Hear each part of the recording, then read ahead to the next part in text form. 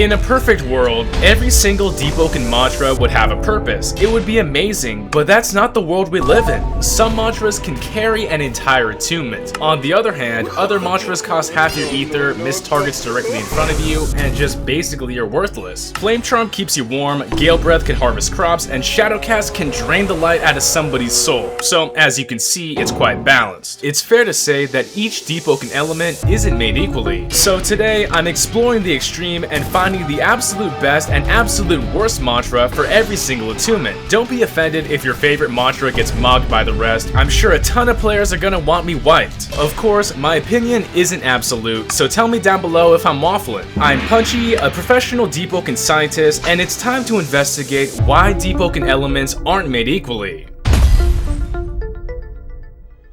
Modern Flamecharm is the element for basically everyone. It has damage over time, healing, mobility, and enough synergy to make an infinite amount of builds. For the absolute best of Flamecharm, I have a tie: Rising Flame and Fire Palm. Anyway, to start, Rising Flame catches players at the edge of its hitbox, scoops players into the air, and sets up combos for even more pressure. You can land this at pretty insane range if you modify it, and players won't even be able to touch you. Compared to other Flamecharm options, Rising Flame always has a place in almost every situation and is goated for ganks or isolated 1v1s. Fire Palm is at the same tier due to its giant hitbox and massive range. Alongside the ridiculous buff to its speed and range, this thing does solid damage and even has a knockdown variant. If you add burn damage on top and Flame Wisp healing, these become must-pick mantras in almost every Flamecharm build. But we're not done yet. It's time to get disappointed. Flame Sentinel is straight up the worst Flamecharm mantra out there and one of the worst abilities in all of Deepwoken. What this does, it creates an orb that slowly rains fireballs at opponents and can either follow you or just stay in place. It used to snipe players in PvP and shred enemies in PvE, but that's no longer the case. Now, the ether cost is just way too high, the projectile, tracking speed, and cast time have been gutted, and the fireballs don't even stun. This mantra used to shake the meta and nuke players from the sky, but now it's really just a decorative lamp. Comparing the peak of Flame to the absolute worst, yeah, the difference is huge and pretty noticeable.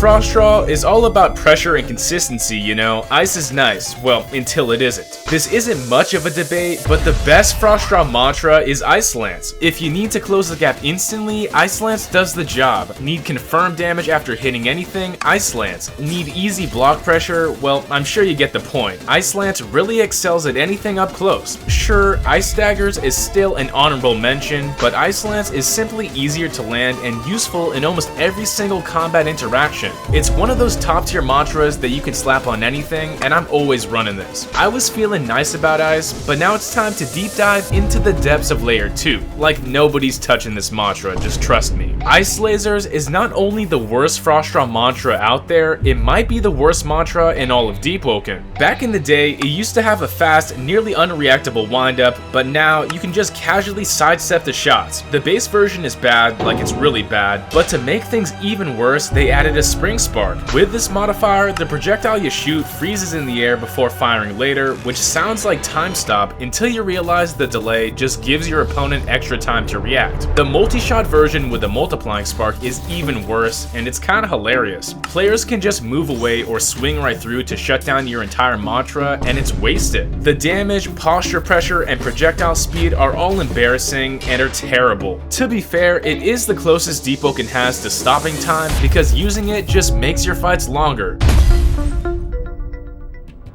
Thundercall is one of those attunements where the community almost all agrees about the best and worst picks. Using the element, the talents sometimes work. I mean, I barely notice them, but the mantras, these ones are extremely powerful compared to the rest. At the top of Thundercall is Rising Thunder, one of the strongest and buggiest mantras that Deepwoken has ever seen. It can catch players, finish combos, ragdoll stuns, deals great damage, you know, I can keep going on, but the crazy part is, in 2026, this thing still goes through block. Sometimes the secondary hit it has just happens even if you defend perfectly, and it slaps you anyway. In both ganks and 1v1s, Rising Thunder is just one of the best options to use, and it gets even better if you're lagging. But we're not done just yet. The skies are getting dark. Thundercall's worst mantra is a tie between Lightning Strike and Bolt Piercer, but careful everyone, because we're entering illegal Deepwoken content here. Simply, for both of these mantras, they're basically banned by the game. These range spam abilities at some point were so oppressive they got vaulted, restricted on builds, and nerfed to the point they're basically unusable. The damage, wind up, range for both of these mantras, yeah, they all got gutted, and nobody runs these options even in the overworld. All of these adjustments and changes were intentional from the Deepwoken devs, and they had to kill these mantras. Both Bolt Piercer and Lightning Strike are basically waiting for a rework that might not even happen. So seriously, if you somehow get these mantras, don't even try to use them, just keep them in a museum until they get updated.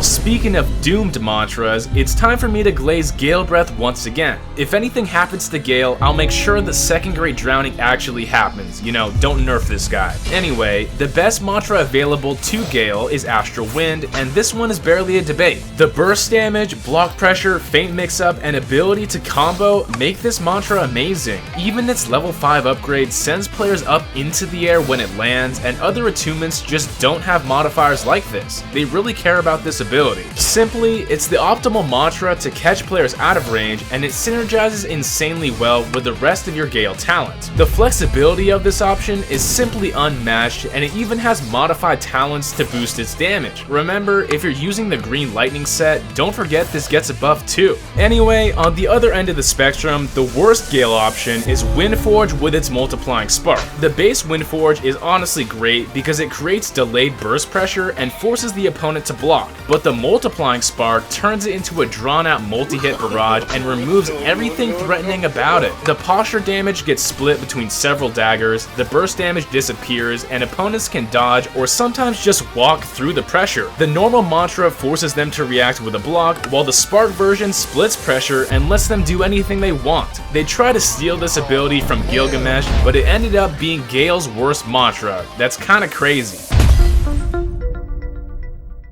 Next is Shadowcast, an attunement infamous for its balance, fairness, and absolutely no nonsense whatsoever. I mean, if you couldn't tell, I'm not being serious. People have a problem with this attunement. The best spot at the top is probably shared by Umbral Slash and Shadow Eruption. Shadow Eruption is safe from range and notoriously difficult to parry, but Umbral Slash is extremely fast with its windup and has an awkward animation that makes defending against it even worse. Your weapon and build could probably change what you're using, but both of these are flexible, safe, and just consistently strong. With Shadowcast, specifically for this attunement, the moves that land the most absolutely carry the attunement because you want to be proccing the status. Speaking about landing moves, forget about all of that with Shadow Vortex. This is the absolute worst of the worst. This mantra has been vaulted, unvaulted, and nerfed like it's Fortnite. It's almost a joke. All of those changes happened, but none of it fixed its design. In Deepwoken right now, this ability has been disabled and it just doesn't work. It used to pull people into a black hole and it was really cool, but now it has absolutely zero use. I understand why these nerfs and vaults just had to happen, but as an anime fan, this is basically almighty pull.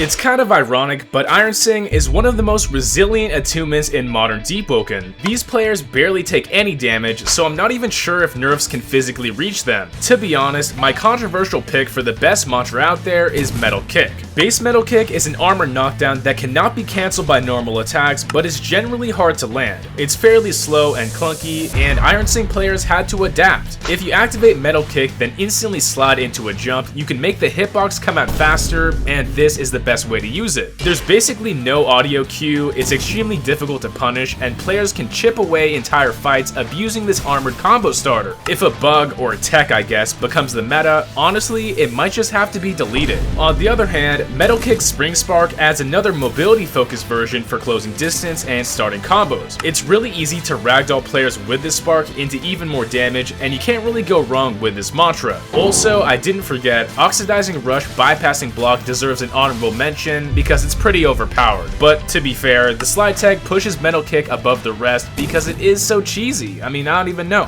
Moving forward, the worst Ironsing option is the Blast Spark Needle Barrage. The base Needle Barrage is nearly unpunishable, applies metal rods, and lets the caster jump into the air. Well, what if we removed all of that and just made it worse? With the Blast Spark, the mantra keeps us grounded the entire time while shooting the slowest projectiles ever, and it's probably the biggest downgrade I've ever seen. I mean, I really want to enjoy this move since it looks so cool and has decent pressure, but nothing beats Needle Barrage with its unpunishable jump or even other mantras like Firing Line that do the job better. In my opinion, Ironsing is never gonna be bad, but the Blast Spark is borderline useless.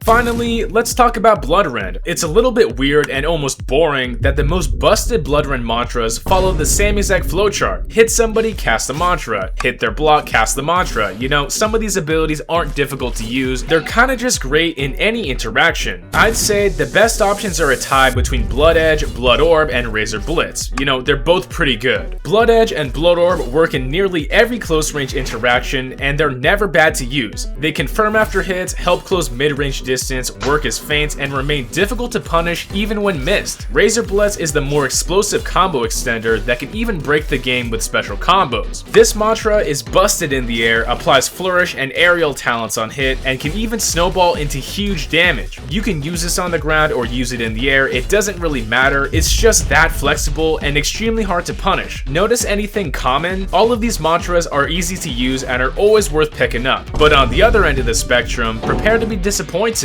At the bottom are Crucifixion and Blood Tide Ritual. Have you ever wanted to ruin your combos? Well, pick up Crucifixion. Crucifixion has worse aim, projectile speed, and payoff than Bloodrend's other ranged options, and that's about it. This move is so janky and hard to aim, I'd rather just miss with Blood Orb 100% of the time. I mean, at least I get a blood puddle, right? But with Crucifixion, even if it lands, it ragdolls the enemy in a weird way that kills your combos. Bloodrend already has really great projectiles, and Crucifixion gets mogged by everything else. And now it's time for another mantra that everyone already saw coming, Blood Tide Ritual. With this ability, you stand still, continuously lose blood, and heal if the attack actually hits. And at the end of the attack, it follows up with a massive blood explosion if you aren't hit at the same time. Using a Bloodless Gem, this can give it some purpose in ganks, but the cost to use for this ability is just never worth it. Half the time I try to use Ritual in any situation, I'm comboed for half my health, and I'm still stuck in stun. It's extremely easy to see the difference between the good and bad Bloodrend mantras. I mean, take a look. The amazing Bloodrend mantras deal a burst of damage and are generally super quick, but the absolute worst have terrible speeds or cutscenes to slow them down. It's really sad to say, but it looks like speed is king when it comes to using Bloodrend.